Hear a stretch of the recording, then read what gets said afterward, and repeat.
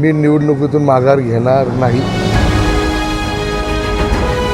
गुलाल उडवल्याशिवाय सुद्धा थांबणार नाही.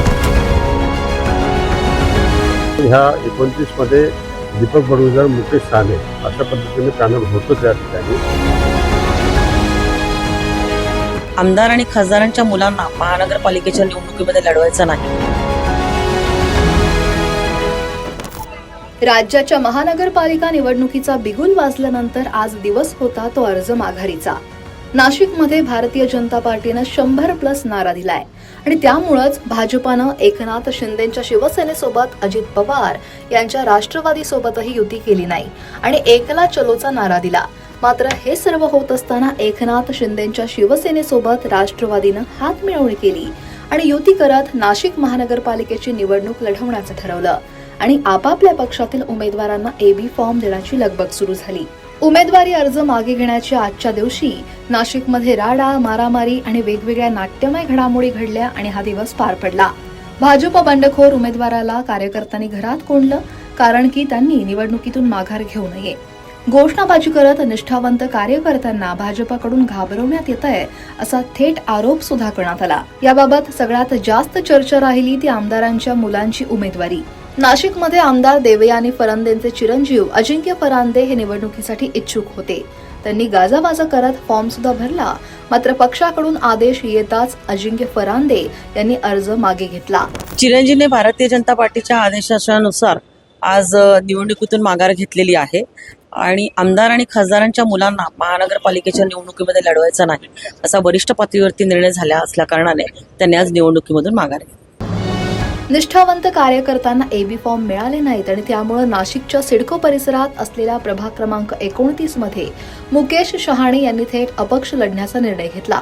याबाबत सकाळीच एका खासगी हॉटेलमध्ये येऊन मंत्री गिरीश महाजन यांची त्यांनी भेट घेतली आणि पुढच्या अर्ध्या तासात निर्णय कळवतो असं सांगत मी अपक्ष निवडणूक लढवणार आणि गुलाल उधळणार असं वक्तव्य मुकेश शहाणेंनी केलं. निश्चित मला आता गिरीश भाऊंनी बोलवलं होतं, त्यांच्याशी सादरबादर चर्चा झालेली आहे. अर्धा तासात ते मला निरोप कळवत आहेत. पण काय चर्चा झाली नेमकी? पॉझिटिव्ह निर्णय येईल. हा एबी फॉर्मचा गोंधळ कसा झाला आहे? गिरीश महाजनांची भूमिका काय आहे? ते आता त्याच्यात बोलण्यात काही आता मजा नाही, परंतु आता वेळ कमी आहे.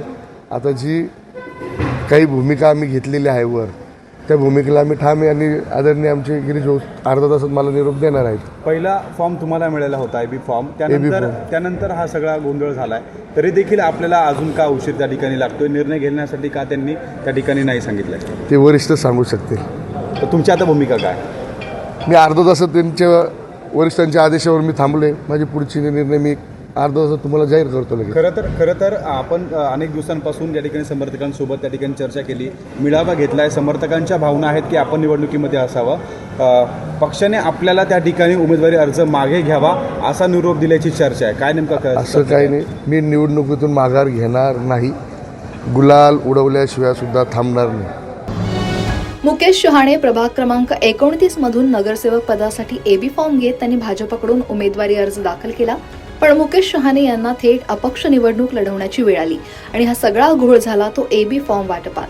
मात्र एबी फॉर्म वाटपाच्या परिस्थितीत मी नव्हतो असं वक्तव्य सुधाकर बडगुजर यांनी करत अनेकांच्या भुवया उंचावल्या. निश्चितपणाने मुकेश साने सुद्धा आमच्या कुटुंबातलाच आहे. तो काही प्रकार व्यक्ती नाही आहे, तो भाजपाचाच व्यक्ती आहे. परंतु ह्या 29 मध्ये दीपक बडगुजर, मुकेश साने अशा पद्धतीने पॅनल होतं त्या ठिकाणी. पण त्या ठिकाणी ज्या पद्धतीने एबी फॉर्ममुळे ज्या गोंधळ झाला आहे, निश्चितपणाने त्याच्यावरती अन्याय झाले, त्याच्यावरचा अन्याय दूर करण्यासाठी मी स्वतः प्रयत्न. विधानसभा निवडणुकीमध्ये तुमच्या विरोधामध्ये ही सगळी मंडळी होती. तो राग मनामध्ये घेऊन राजकारणात आजचा मित्र उद्याचा शत्रू होतो, कालचा शत्रू आजचा मित्र होतो. त्या राजकारणामध्ये काही माहिती नाही. पण कमळाच्या चिन्हावरती जे अधिकृत राहिले होते त्यांना माघार घ्यावी लागली, हा पण महत्वाचा. 29 मध्ये दीपक बडगुजर निवडणूक लढणार हे सर्व कोर कमिटीच्या बैठकीमध्ये झाले होते. पण कुठल्या गटामध्ये निवडणूक लढणार हे त्या ठिकाणी दोघांनी एकत्र बसून निर्णय घ्यायचा होता की त्या ठिकाणी ज्या ऐन वेळेस त्या ठिकाणी पुरुष गटामध्ये भूषण राणेंना त्या ठिकाणी दिले गेलं एबी फॉर्म.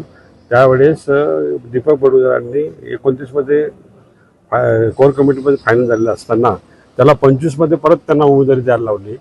इथे एक एबी फॉर्म भरा, इथे एक एबी फॉर्म भरा, 2 एबी फॉर्म भरायला लावल्यानंतर 25 मधनं त्यांनी आज माघार घेतली. 29 मध्ये जे ठरलेलं होतं त्याप्रमाणे 29 मध्ये उमेदवारी करण्याचा एक 10 वर्षापासून त्याचा 2017च्या निवडणुकीमध्ये सुद्धा तो 29 मध्ये निवडणूक लढवण्यासाठी अर्ज भरला होता. त्यावेळेस सुद्धा पक्षश्रेष्ठींनी सांगितलं, त्यावेळेस सुद्धा त्यांनी ती माघार घेतली होती आणि तेव्हापासून तो 29 मध्ये तयारी करत होता. आणि 29चाच उमेदवार म्हणून त्याला आम्ही कोर कमिटीमध्ये ठरलेलं होतं आणि 29 मध्ये निवडणूक लढणार होतो. एका बाजूला सुधाकर बडगुजर यांनी आपल्याच घरात 2 उमेदवारी अर्ज दिले, तर दुसऱ्या बाजूला भारतीय जनता पार्टीचे उमेदवार दिनकर पाटील यांनीही आपल्या घरात 2 उमेदवारी अर्ज दाखल केले. मात्र आमदारांच्या मुलामुलींना निवडणुकीतून माघार घ्यावी लागली. नाशिकहून किरण नाईकसह ब्युरो रिपोर्ट, लोकमत.com.